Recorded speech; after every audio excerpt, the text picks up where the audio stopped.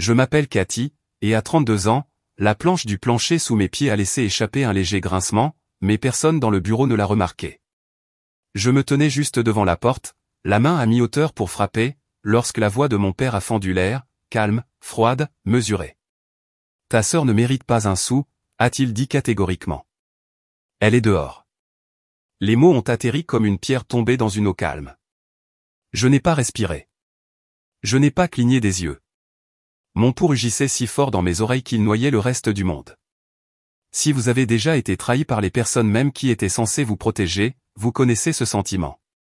Celui où votre cœur ne se brise pas d'un coup, il cesse simplement de vous appartenir. À l'intérieur, Alina n'a pas protesté. Elle n'a même pas hésité. Et puis, comme pour enfoncer encore plus le couteau, j'ai entendu Diane, ma belle-mère, laisser échapper un murmure discret et satisfait. J'ai fait un petit pas en arrière, juste assez pour voir à travers l'étroite fissure entre la porte et le cadre. Diane était assise sur le bord du canapé en cuir, sa tasse de thé délicatement en équilibre dans sa main. Cette même expression polie et suffisante reposait sur son visage, le sourire crispé et satisfait qu'elle arborait chaque fois qu'un de ses plans discrets fonctionnait. Elle avait l'air paisible, triomphante, comme si m'effacer de la famille n'était pas un acte de cruauté, mais une correction. J'ai fermé les yeux et je me suis éloigné avant qu'il ne me voie. La montée des escaliers m'a paru interminable, chaque pas plus lourd que le précédent. Mon corps bougeait, mais mon esprit est resté dans cette pièce, entendant mon nom être dépouillé de ma propre vie. Je n'ai pas pleuré, pas alors, jamais pour eux. Je me suis assise sur le bord du lit d'amis, j'ai ouvert mon ordinateur portable et j'ai commencé à taper. Mes doigts ont bougé avant que mes pensées ne suivent, mot de passe, code bancaire, texte de vérification. En quelques minutes, j'avais transféré tous les centimes que je possédais sur un compte privé, un compte dont ils ignoraient l'existence, un compte qu'ils ne trouveraient jamais. Ils pensaient que j'allais me figer dans ce couloir, trop stupéfaite pour agir. Ils pensaient que je continuerais à être la même Cathy calme et fiable qui ne faisait jamais de vagues. Ce qu'ils ne savaient pas, c'est que je m'y attendais. Depuis des semaines, j'en avais vu les signes, les invitations manquantes, les conversations coupées, la façon dont les documents relatifs à la succession avaient cessé d'être transférés dans ma boîte de réception. Ce qu'ils ne réalisaient pas, c'est que je connaissais déjà le deuxième trust de grand-maman, celui qu'ils avaient fait semblant de ne jamais avoir existé, celui qui était arrivé à échéance il y a tout juste 2 semaines. J'ai fermé l'ordinateur portable et j'ai traversé la pièce jusqu'à la commode. Mes mains ont trouvé la clé cachée, nichée sous de vieux foulards et une vieille photo de grand-maman Eunice, son sourire effacé, ses yeux toujours vifs. J'ai fait glisser le tiroir et j'en ai sorti un simple morceau de papier écrit de sa main cursive habituelle, un nom, le mien. Ça n'avait pas commencé avec le trust. Ça a commencé avec des choses plus petites, le texto de groupe dont j'ai été accidentellement exclu, la photo de famille que Diane a postée en ligne, coupée juste avant mon épaule, le dîner qu'Alina a organisé où elle a porté un toast à la famille et n'a jamais une seule fois croisé mon regard. Je me suis dit que c'était le deuil, qu'après la mort de grand-maman, les gens agissent étrangement, que peut-être j'étais devenu un rappel de quelque chose auquel ils ne voulaient pas faire face. Une fois, je me suis même excusé d'être trop présente ces derniers temps. Personne ne m'a corrigé. Rétrospectivement, je vois maintenant que ce n'était pas de la distance, c'était une répétition, un effacement lent et délibéré de ma place dans leur histoire, une omission à la fois. Alina avait toujours été leur préférée, non pas parce qu'elle l'exigeait, mais parce qu'elle le performait parfaitement. Elle savait comment acquiescer quand Diane parlait d'héritage. Elle a appris le ton professionnel de papa avant même d'avoir un emploi. Elle était la fille qu'il présentait aux réceptions, celle avec le sourire poli et la chambre avec vue. Et moi? J'étais l'arrière-plan, laide, l'invisible. J'étais celle qui équilibrait les comptes de grand-maman quand ses mains tremblaient trop pour écrire, celle qui rédigeait les cartes de remerciement quand Diane ne prenait pas la peine de le faire, celle qui faisait en sorte que tout se déroule sans heurts pour qu'il puisse faire semblant que rien ne s'effondrait. Je pensais qu'être bonne serait suffisant, mais la bonté dans cette famille était une monnaie qu'ils ne dépensaient que pour eux-mêmes. Alina avait toujours 5 coups d'avance, et Diane, elle jouait à un jeu dont personne d'autre ne réalisait l'existence avant qu'il ne soit trop tard. Ce sourire que j'avais vu dans le bureau, il n'était pas nouveau. Je l'avais vu à Noël quand je suis arrivé avec des cadeaux pour apprendre que le dîner avait été reprogrammé sans moi. Je l'avais vu aux funérailles de grand-maman quand j'ai prononcé l'éloge funèbre et que personne n'a applaudi, juste un bref signe de tête de Diane et les mots « c'était courageux ». Je n'avais juste pas compris ce que je voyais jusqu'à présent. J'ai déplié à nouveau le mot du tiroir de grand-maman. Le papier sentait légèrement la lavande et le vieux bois. L'encre était toujours sombre, délibérée. Sous l'écriture, une petite clé était scotchée. Je l'ai décollée et je me suis tourné vers le vieux bureau de couture de grand-maman. La serrure a tourné avec un clic discret. À l'intérieur, il y avait 3 objets. Le premier, une épaisse enveloppe légale, en relief et scellée, avenant au testament. Mon nom apparaissait clairement sur chaque page. Témoigné, notarié, daté 1 mois avant le décès de grand-maman.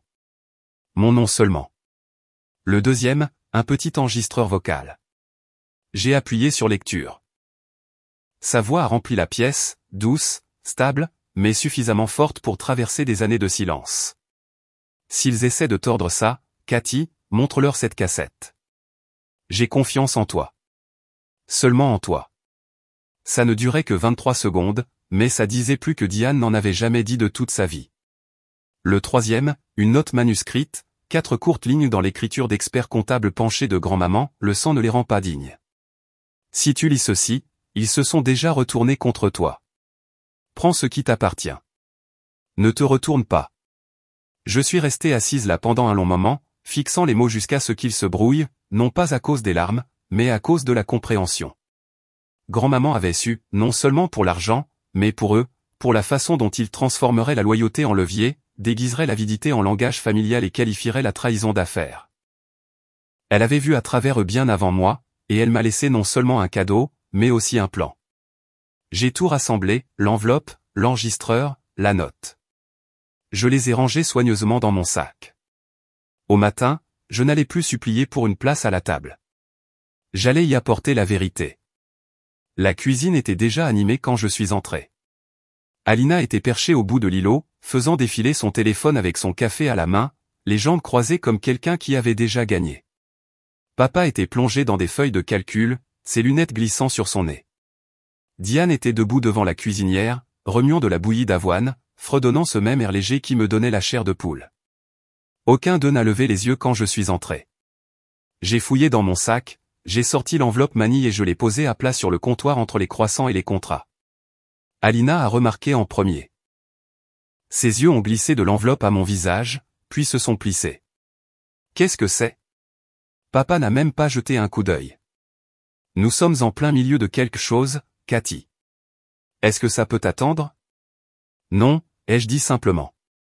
Vous allez vouloir lire ça maintenant. Diane s'est retournée, la cuillère toujours à la main, ses yeux s'arrêtant sur le seau.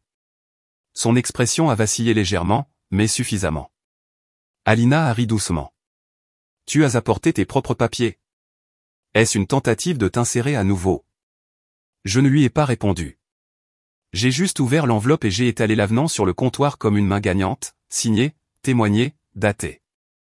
Vous vous souvenez de Beverly, l'amie de grand-maman, du club de jardinage, ai-je dit calmement, tapant sur la ligne avec mon doigt. Elle était là. Le notaire aussi. La prise de papa s'est resserrée autour du bras de sa chaise. La cuillère de Diane a tremblé. Alina s'est penchée en avant, mais j'ai arrêté sa main à mi-chemin. Ne fais pas ça, ai-je dit doucement. Vous savez déjà ce que c'est. Vous n'avez pas le droit de faire semblant d'être surprise maintenant. La pièce est devenue silencieuse, pas le genre de silence confortable, le genre de silence creux, le genre de silence qui survient lorsque la vérité déchire un mensonge qui a été soigneusement construit. Je me suis versé un verre d'eau, le bruit de celui-ci résonnant dans le silence. Tu as franchi une limite, a finalement dit Diane, sa voix aiguë mais tremblante. Ce n'est pas ce que voulait ta grand-mère. Vous avez raison, ai-je répondu. Elle voulait de l'honnêteté. Elle m'a laissé ça. Alina a ri, court, cassant. C'est pathétique. Tu as toujours détesté être sur la touche, et maintenant tu transformes sa mort en ton spectacle. J'ai souri faiblement. Vous confondez le silence avec l'obéissance. Papa a ouvert la bouche pour intervenir, mais je l'ai interrompu. J'ai posé le petit enregistreur sur la table et j'ai appuyé sur lecture. La voix de grand-maman a de nouveau rempli la pièce. S'ils essaient de tordre ça, Cathy, montre-leur cette cassette. J'ai confiance en toi. Seulement en toi. Quand c'est terminé, le silence qui a suivi était assez lourd pour être touché. Diane est restée figée, les mains serrées. Alina fixait son café comme si elle pouvait y disparaître. J'ai fouillé une fois de plus dans mon sac et j'ai fait glisser une autre enveloppe sur le marbre. Déposée ce matin, ai-je dit. Une injonction pour geler la succession jusqu'à ce que le testament soit révisé. La mâchoire de papa s'est serrée. Tu essaies de démanteler cette famille. Non, ai-je dit uniformément. Je refuse de la laisser me démanteler.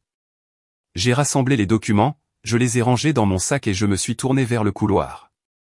Pas de cris, pas d'adieu grandiose, juste des pas et le clic discret de la finalité. Qu'il reste assis dans ce silence. Qu'il se demande ce que j'avais d'autre. En entrant dans le couloir, mon téléphone a vibré, un message de mon avocat, injonction acceptée. Les fonds sont gelés. En attente de révision. Vous contrôlez les prochaines étapes. J'ai expiré lentement, j'ai éteint l'enregistreur dans ma main et j'ai continué à marcher. Je n'étais plus seulement leur fille. J'étais l'exécutrice de la vérité. La porte de l'ascenseur s'est ouverte sur l'étage de la direction de Maddox et l'anglais. La réceptionniste a levé les yeux, surprise, puis s'est redressée instantanément lorsque je suis passé. Je ne me suis pas arrêté. Je suis entré directement dans la salle de conférence où 5 des associés principaux étaient déjà assis, murmurant au sujet des projections financières et des prévisions du 3e trimestre. Leur conversation s'est arrêtée lorsqu'ils m'ont vu. Cathy Thomas, l'associé principal, a plissé les yeux. Nous ne vous attendions pas. C'est le cas maintenant, ai-je dit, posant un dossier sur la table polie. Depuis la semaine dernière, je détiens la participation majoritaire dans l'entreprise. 51% attribué par le biais du trust par Eunice Maddox est maintenant maintenu par un avenant notarié. Vous trouverez tous les documents là-dedans. Alina était déjà à sa place, les bras croisés si serrés que ses jointures sont devenues blanches. C'est une mise en scène. Non, ai-je dit, m'asseyant en bout de table. C'est la succession.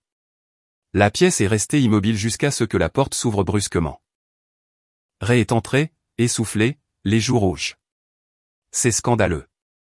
Elle a craqué. Vous ne pouvez pas simplement. Je peux, ai-je dit calmement, ouvrant un deuxième dossier. Et je vais le faire, en commençant par la transparence. J'ai distribué des copies des rapports de transactions internes, ceux que l'ancienne équipe comptable avait commodément enfouis. Page 3, ai-je dit. Chase Maddox a utilisé des fonds de l'entreprise pour couvrir des pertes personnelles au jeu. Plus de 80 000 $ de dépenses étiquetées et divertissements des clients mènent directement à son Venmo personnel. Ray a ouvert la bouche, mais je n'avais pas fini. Et page 5, votre LLC, Blue Ridge Advisory, est répertoriée comme fournisseur de l'entreprise, sauf qu'elle ne fournit pas de conseils. Elle superpose les distributions de la succession par le biais de factures gonflées. Tout est là, les virements bancaires, les eurodatages, même la société écran dans les îles Caïmans. Alina s'est levée si vite que sa chaise a raclé contre le mur. Tu as espionné ta propre famille. Je l'ai regardé carrément. J'ai protégé ce qui restait du nom de grand-maman. Thomas s'est éclairci la gorge, jetant un coup d'œil aux documents. Nous n'étions pas au courant de tout ça. Vous l'êtes maintenant. Ray m'a regardé à travers la table, non pas avec fureur cette fois, mais avec quelque chose de plus petit, quelque chose qui s'effilochait. Je n'ai pas bronché, parce que la plaque nominative devant moi ne portait plus la mention à invité. Elle portait la mention à associée directrice. Le rapport est arrivé à l'aube, 112 pages de pourriture habillées d'un langage professionnel et d'une mise en forme soignée. L'équipe médico-légale avait passé au peigne fin 6 ans de dossier. Ce qu'ils ont trouvé ne m'a pas surprise, ça a confirmé ce que je savais déjà. Ils n'avaient pas seulement essayé de me couper. Ils saignaient la fondation depuis le début. Une série d'honoraires de consultation à 6 chiffres rattachés à un compte au nom d'Alina, un compte qu'elle a ouvert juste après la première hospitalisation de grand-maman. Des dizaines de fausses factures facturées à des départements qui n'existaient pas, des locations d'équipements qui ne sont jamais arrivées, des sociétés écrans enregistrées à des boîtes postales en Floride, au Delaware et à Zurich. Et puis la pièce finale, un compte offshore lié directement à Diane, discrètement nommé sous une société de portefeuille sans bureau physique. L'enquêteur principal n'a même pas eu l'air choqué quand il m'a remis le résumé. Vous avez assez pour déposer, a-t-il dit, aux criminels et aux civils. J'ai hoché la tête une fois. Puis j'ai transféré l'intégralité du rapport à l'équipe juridique avec une seule ligne dans l'email, procédez pleinement. En fin de matinée, mon avocat a appelé. Nous pouvons déposer les accusations aujourd'hui, mais vous devez être certaine. Ce sera public et bruyant. Il ne s'agit pas de vengeance, ai-je dit. Il s'agit de respect pour grand-maman, pour ce qu'elle a construit, pour ce qu'ils étaient censés protéger. Il est resté silencieux pendant un moment, puis a dit, entendu.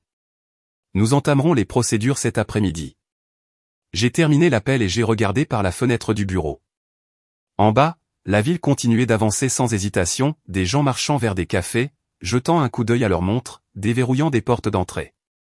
C'était la partie qu'ils n'ont jamais comprise. Je n'avais jamais eu besoin d'eux pour me sentir entière. J'avais juste besoin qu'ils s'arrêtent. Le rapport était ouvert à côté de moi, page après page. J'ai surligné des sections et laissé des notes pour l'équipe de conformité. Je n'ai pas bronché quand je suis arrivé aux chiffres liés au fonds de retraite de mon père. Je n'ai pas fait de pause quand la signature d'Alina est apparue sur des contrats falsifiés, parce que guérir ne signifie pas rester silencieux. Ça signifie dire la vérité à voix haute, officiellement, avec votre nom signé en dessous. Et mon nom n'allait pas disparaître. Il commençait juste à signifier quelque chose à nouveau. Le message est arrivé juste après midi, un simple texto, 1 heure. Pas d'avocat. Vous me devez ça. Je n'ai pas répondu. J'ai juste comparu. Le jardin derrière Sainte-Anne était presque trop calme.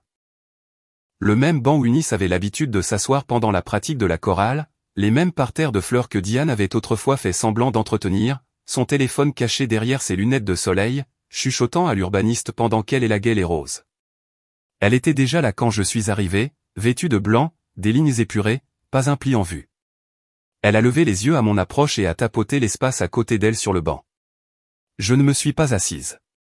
Je dois vous féliciter, a-t-elle dit doucement, joignant ses mains sur ses genoux.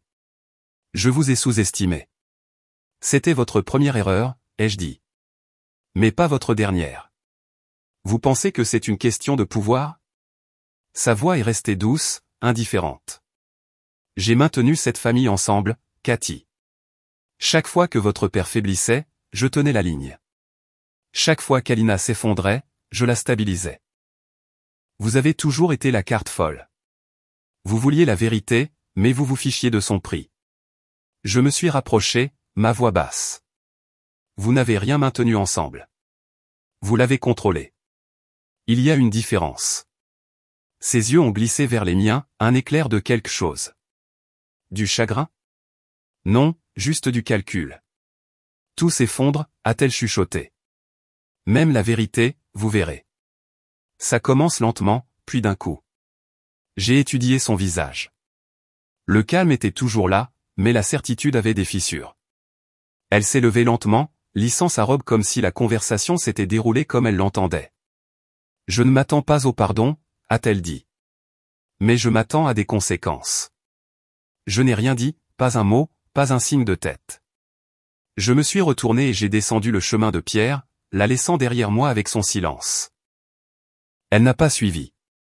De retour au bureau, j'ai signé les documents finaux autorisant la diffusion du témoignage.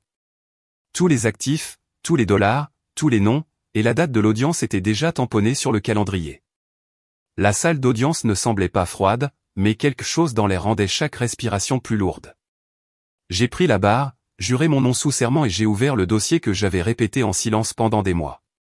J'ai commencé par les bases, les dates, les divergences, les noms liés au transfert qu'ils supposaient ne jamais pouvoir être retracés.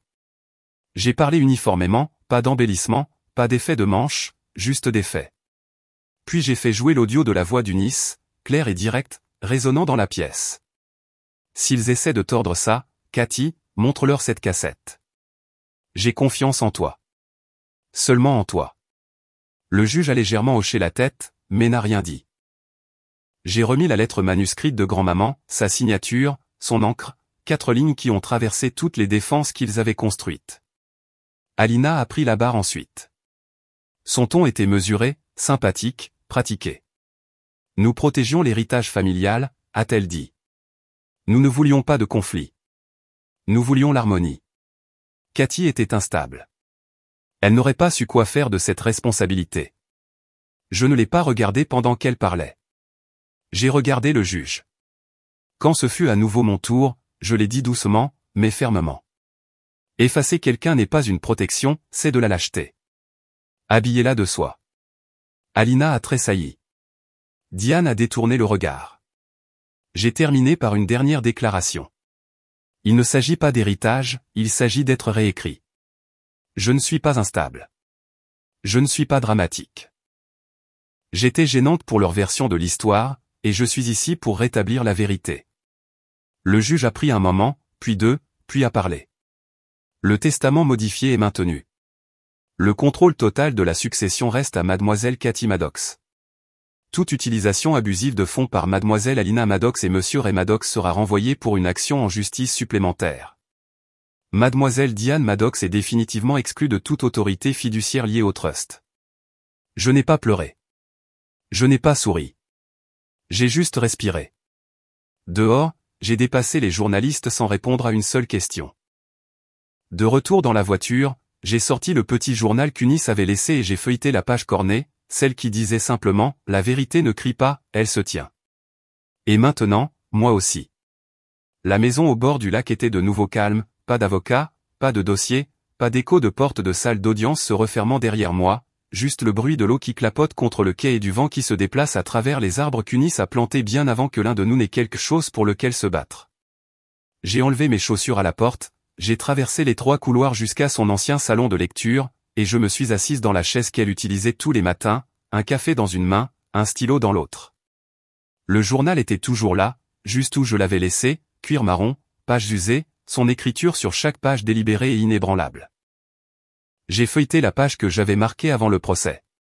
L'encre avait légèrement pâli, mais les mots résonnaient toujours plus fort que tout ce qu'Alina ou Diane avaient dit depuis des mois. Parfois, il faut drainer du sang pour qu'un corps guérisse.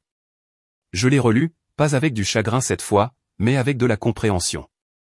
Ils ont essayé de réécrire l'histoire, de me couper de celle-ci, de dire que j'étais trop émotive, trop dramatique, trop difficile. Mais tout ce qu'ils ont fait, c'est déblayer le chemin. Ils m'ont remis les pièces. J'ai juste choisi de construire au lieu de casser. Je me suis tenu près de la fenêtre et j'ai regardé la lumière se déplacer sur l'eau. Ils ont essayé de m'enterrer, ai-je dit à voix haute, ma voix stable, mais ils m'ont remis la pelle. Je n'ai pas creusé de tombe. J'ai planté quelque chose. Et quand je me suis retourné vers le couloir, j'ai fermé la porte à clé derrière moi, pas pour les exclure, pas par colère, mais pour marquer une limite. C'est là que leur version s'est terminée, et que la mienne a commencé.